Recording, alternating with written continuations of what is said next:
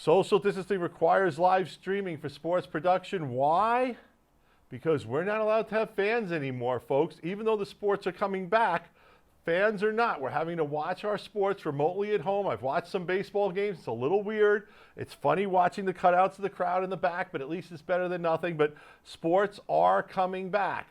Knock on wood. All the major sports are restarting. MLB opening day is Thursday the 23rd. We have the NBA and the NHL starting in hub cities, and we have the NFL and college football still trying to figure out what they're doing. And we're adjusting training times and schedules. And what does that also mean?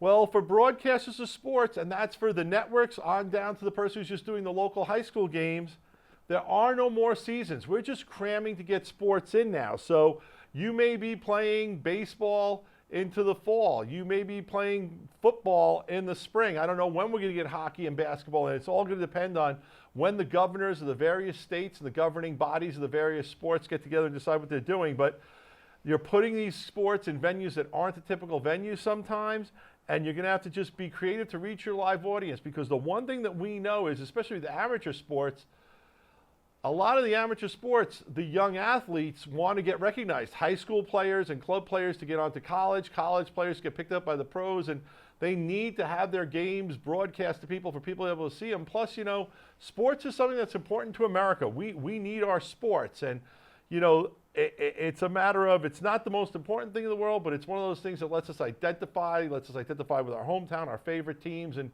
we need sports back, and we're happy they're going to be coming back. So we're going to do today's show on live sports production, and we're happy to walk through some of the products we sell.